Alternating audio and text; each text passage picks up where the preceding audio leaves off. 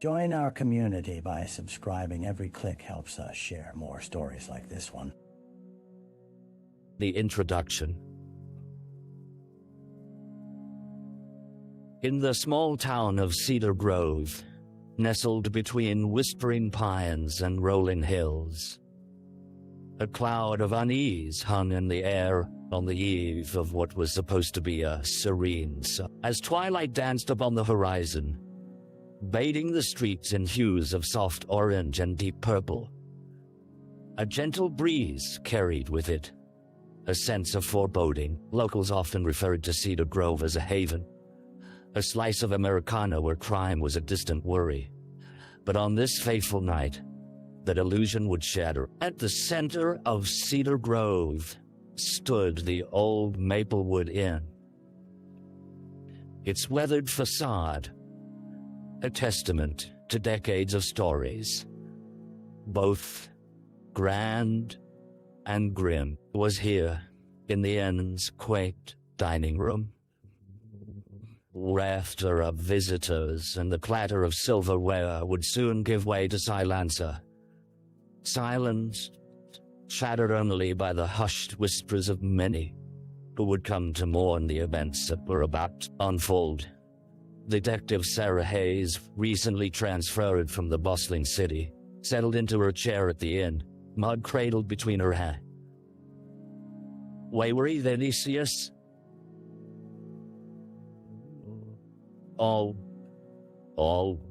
flashes of her past lingered in her mind, yet Cedar Grove promised a fresh start, a chance to leave behind the chaos of urban crime for a slower-paced life.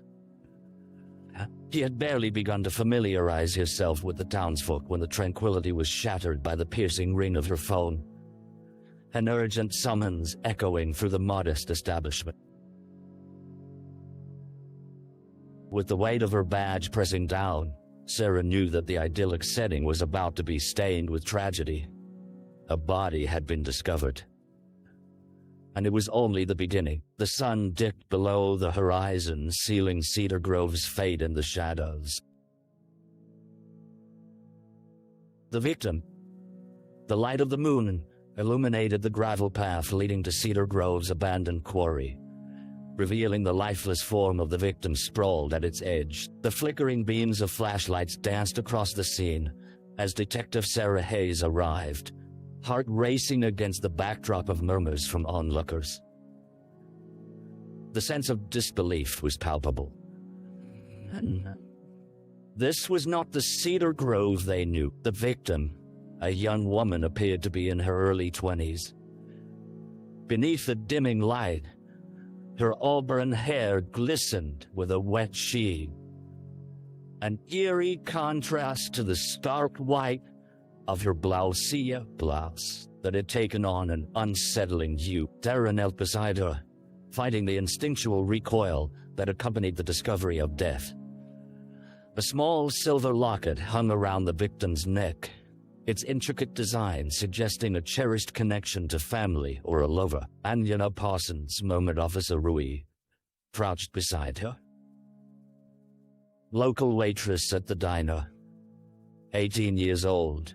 Everyone loved her. Sarah's brow furrowed, her thoughts spiraling as she absorbed the details. The girl was so young, her life carved by laughter and dreams. The townsfolk would share stories of Angela's infectious smile and kind heart, but there would be no retelling tonight. A sense of urgency coursed through the gathering crowd. The local onlookers, now mere silhouettes against the darkness. They had lost a piece of their community of visceral connection to innocence extracted by an unseen hand. As the coroner arrived, she knew that each detail gleaned from Angela's life would be crucial. The locket around her neck, the last moments leading up to her death, and the people who had filled her days, very fabric of Cedar Grove itself, had been ruptured. The wheels of investigation were already set in motion, and Sarah felt the weight of responsibility settling heavily upon her shoulders. A community could only heal if justice was served, and the clock was ticking. The crime scene. The quarry, normally a place of solitude, was now an active scene of investigation. Detective Sarah Hayes stepped carefully over the worn ground, her eyes scanning the details. The air felt thick with tension, mingling with the scent of damp earth and pine. Clusters of police officers cordoned off the area, their voices muted, the scene reminiscent of a painting gone dreadfully awry. As the coroner began their examination, Sarah observed the position of Angela's body. It lay as though gently placed, not the result of a violent struggle, suggesting intention behind the act, not merely chaos, but something deeper. She noted the absence of personal belongings scattered about. No cell phone, no badge, nothing to indicate she had been caught off guard. A faint glimmer drew her attention. She knelt closer to the ground. Just a few feet away, half buried under a pile of leaves, lay a single shoey stark black flat, its sole smeared into the dirt, weathered and stained. Sarah picked it up cautiously. It felt wrong to touch something so intimate yet impactful. But it was a crucial clue. She could almost envision Angela hastily slipping it on before a night out and evening that would forever change the course of her life. "That death," Ruiz called from the edge of the scene. His voice broke through Sarah's reverie, and she straightened, turning to find him gesturing toward the tree lot. Emerging from behind the tall pines was a figure. A man who appeared to be in his 30s, trembling and pale. "Witness," Ruiz stated, gesturing to the uniformed officers to approach. As they drew nearer, Sarah's heart raced. Who was this man? Had he seen something? The quarry's stony embrace held secrets, and perhaps he was about to unravel them. The shadows around them clung to the ground as the first gusts of wind blew through the area, whispering a warning. Cedar Grove's dark veins were beginning to open, bringing forth the raw essence of its hidden truths. The early investigation. The tension breathed life into the small conference room at the Cedar Grove police station. Detective Sarah Hayes leaned against the cool metal table.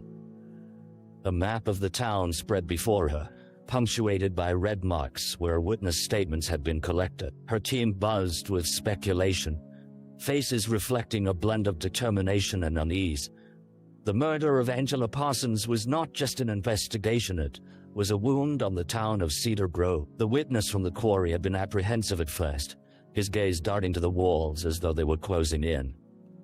His name was Kevin Mallory, an electrician who worked in the neighboring town. He had been taking a late walk through the woods when he heard muffled voices drifting from the quarry, describing the sounds as joyous laughter, twisted to sudden distress.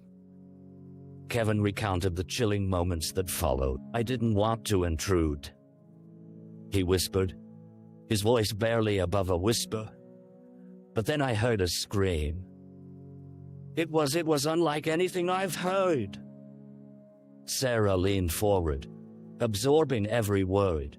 "Did you recognize the voice?" He shook his head, disoriented. I thought it was just some kids messing around. But when I heard the scream, I knew something was wrong. That's when I As the interrogation continued, Kevin provided what scant descriptions he could. A set of shadows near the edge of the quarry. 2 figures, one decidedly taller.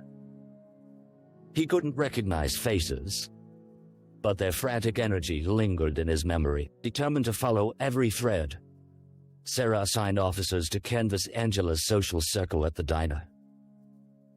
The interviews needed to peel back layers of her life, to uncover any potential enemies or dark secrets hidden beneath the surface. Social media pages would provide a glimpse into her relationships, perhaps revealing jealousy or betrayal.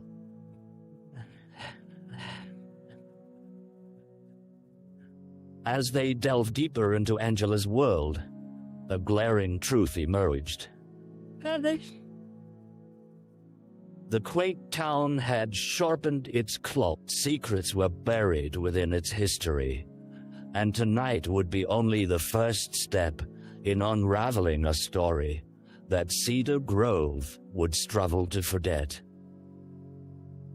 The sun began to set, casting long shadows and an omen of the dark revelations lying in wait. The dead ends. Days morphed into restless nights as the investigation trudged forward. Each day in Cedar Grove brought new leads and, inevitably, new disappointments. Detective Sarah Hayes found herself in a loop of dead ends, the walls of the small police station closing in on her.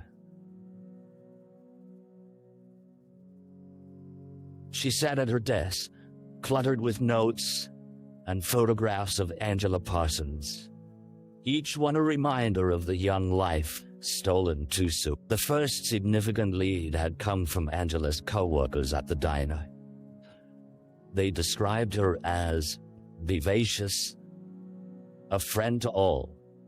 But as the interviews continued, shadows started to emerge from the light. A fellow waitress, Jenna, spoke of a brewing rivalry over money and tits. "We had words a few times," Jenna admitted, worry etched in her features. "But it was nothing serious, just petty stuff, you know?" "Yeah," Sarah couldn't shake the feeling that something more was simmering beneath the surface. The deeper they dug, the less clear the picture became. Hours spent going over Angela's phone records yielded numerous texts from friends, but nothing that hinted at discord. Her social media profiles displayed a series of cheerful post photos of friends, family, and innocent moments at the diner. Sarah felt the weight of frustration pressing against her chest. Every stone turned revealed nothing more than a smooth surface. The most significant setback came when Kevin Mallory went missing. After days of silence, his family reported him absent. His work remained undone, and his friends expressed concern. Hours of searching yielded temporary glimpses of hope, only to be crushed as they found nothing. A sense of dread began to seep into Sarah's gut. Kevin's frightened knees and shaky words replayed in her mind. Had he seen something that went deeper than he could articulate? Or had he unwittingly become a target? Months of assignments had taught Sarah one indisputable truth. Communities often had secrets lurking in their shadow. The frantic search for answers transformed into a haunting realization. Every twist led them away from clarity. As twilight faded into darkness, she grappled with the uncertainty, confusion curling in her mind. In the silence of Cedar Grove, the answers were hauntingly absent, hidden amongst the trees. A break in the case. The soft hum of fluorescent lights enveloped the police station as dawn broke over Cedar Grove. The atmosphere inside was heavy with fatigue. Detectives shuffled through paperwork, their grim faces revealing the struggle of the ongoing investigation. While the case remained elusive and laced with shadows, a glimmer of hope emerged as Sarah received a call from the forensic team. "Detective Hayes, we've got something." The voice on the other end crackled through the static. "We ran the locket that was found with Angela. Turns out, it's engraved with initials.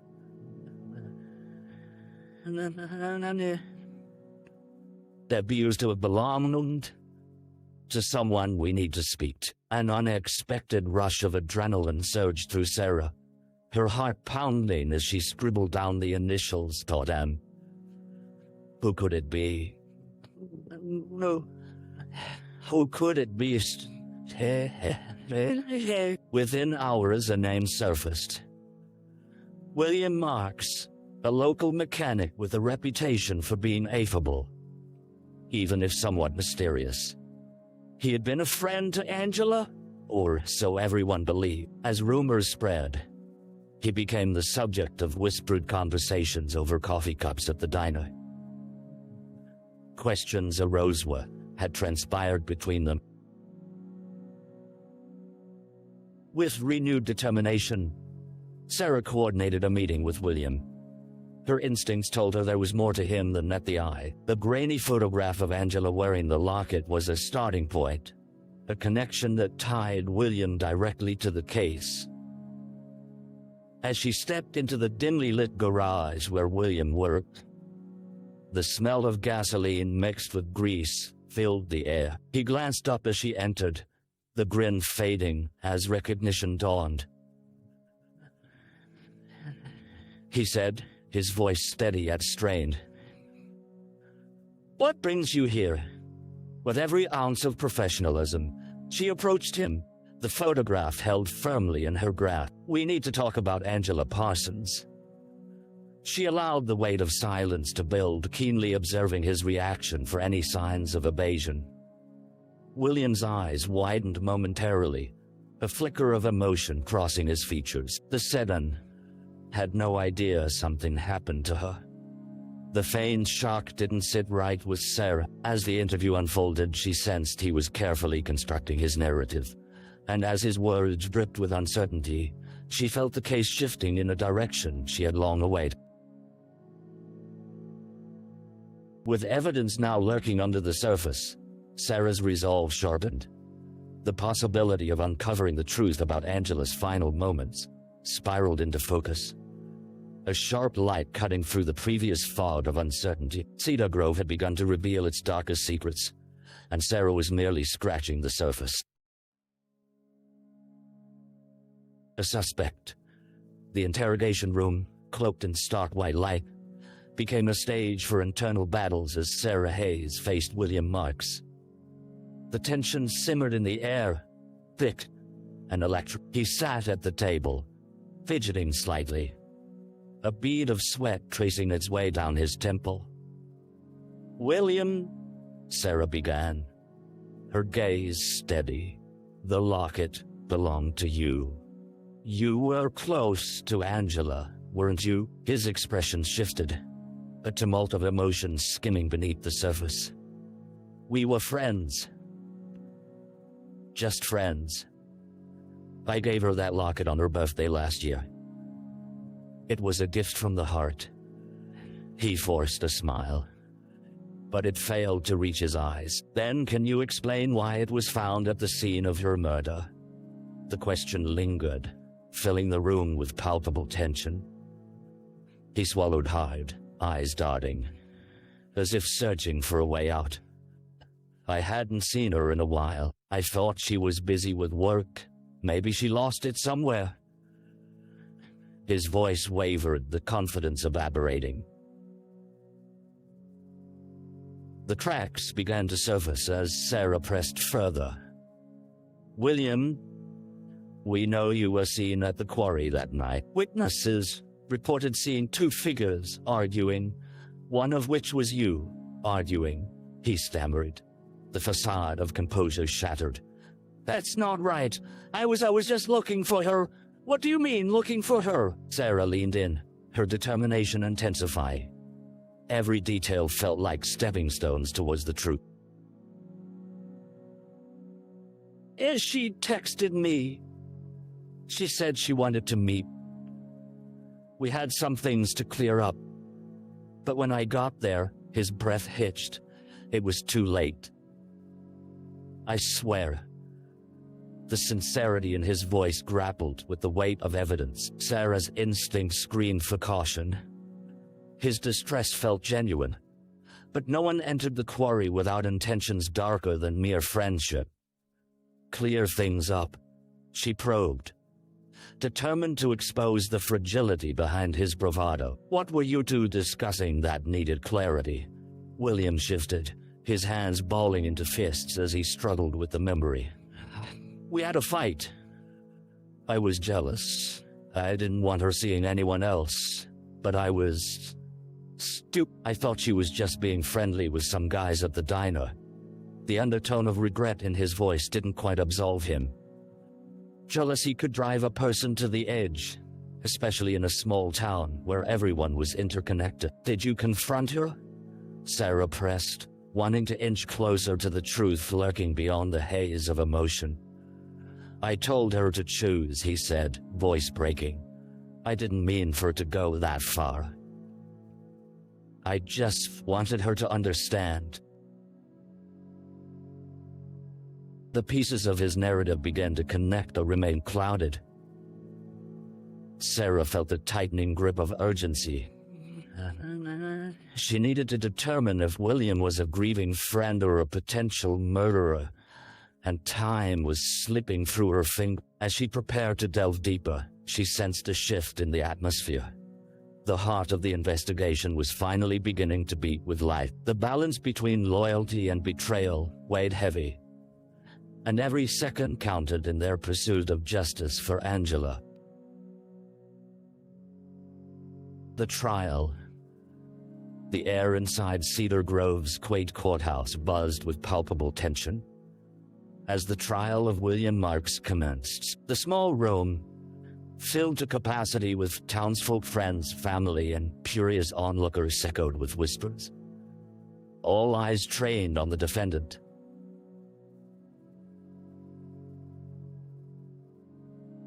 Sitting stoically at the front, William's usual confidence had slipped away, replaced by an anxious gaze that flickered nervously between the judge and the onlooking crowd.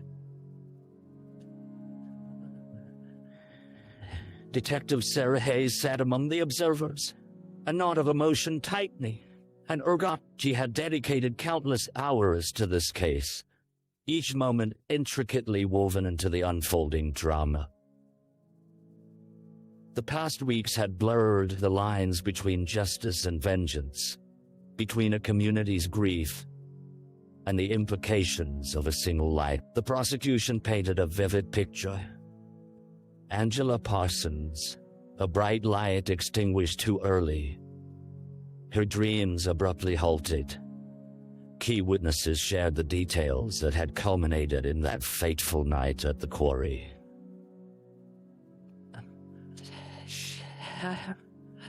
Kevin Mallory took the stand, his trembling voice resonating through the courtroom as he recounted the voices he had heard echoing in the darkness. Despite the weight of his testimony, William's defense attorney fought back sharply, raising doubt about Kevin's reliability. Where's the conclusive evidence linking my client to this crime? The locket? A few ambiguous words? Do we really have a motive? Each question hung suspended in the air, tugging at the audience's inclination towards bias. After all, William had once been a beloved part of their small-town fabric.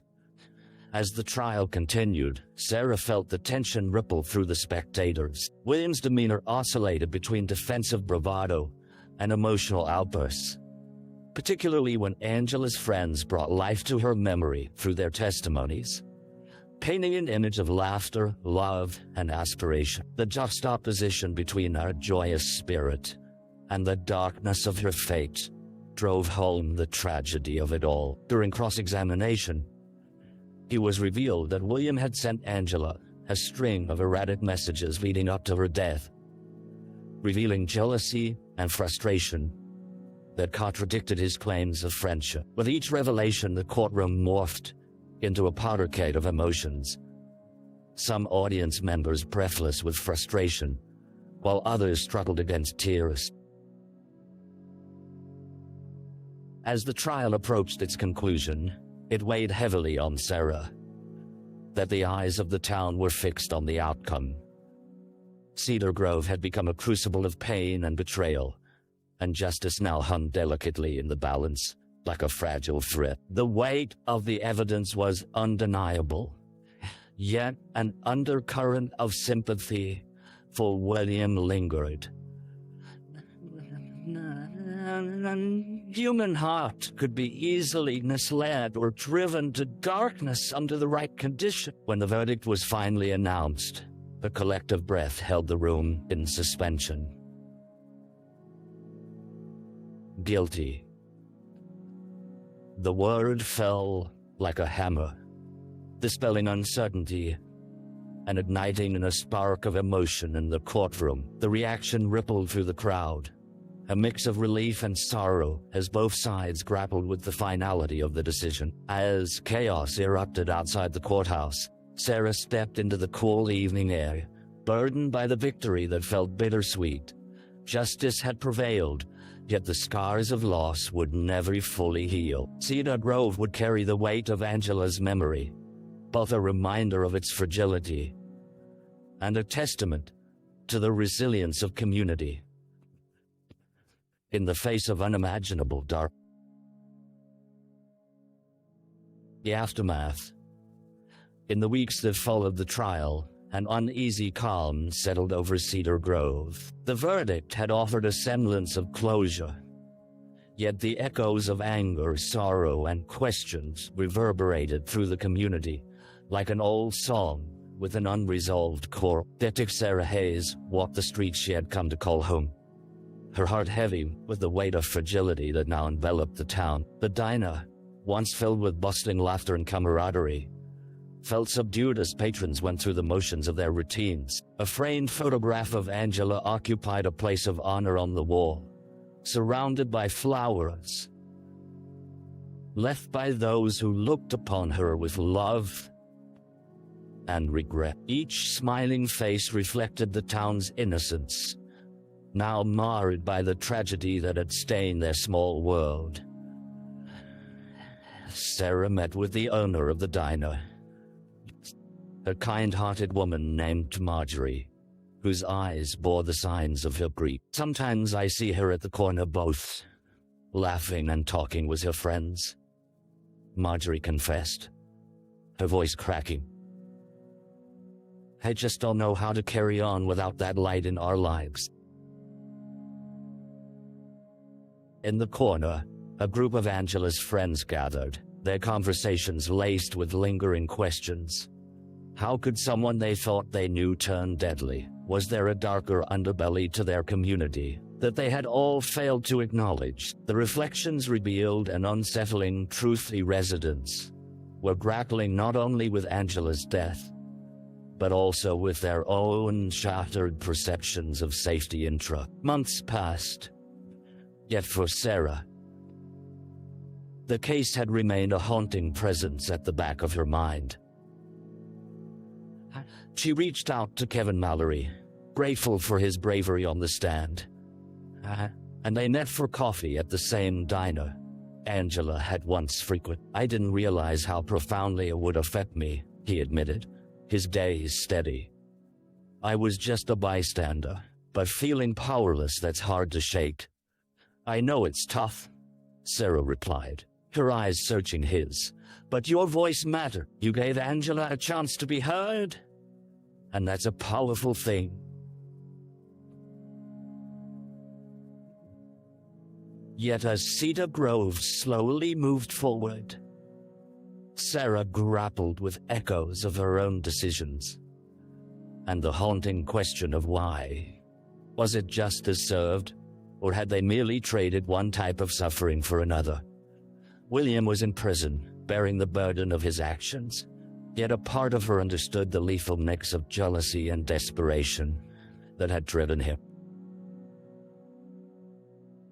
The early evenings grew longer, each sunset a bittersweet reminder of the beauty that still existed alongside sorrow. As the seasons changed, Sarah began finding solace in new rituals, embracing walks in the vibrant woods, where the rustle of leaves whispered of healing and hope. It was in these moments that she found clarity, a realization that the town had to reclaim its spirit, to reclaim joy, despite the shadows lurking beneath. Cedar Grove would never forget Angela Parsons, yet through her memory, the residents could forge a renewed path, one that honored her life while embracing the lessons learned. The echoes of the past could reverberate, but they could also inspire a future yet unwritten. In the quiet moments, Sarah found a renewed sense of purpose.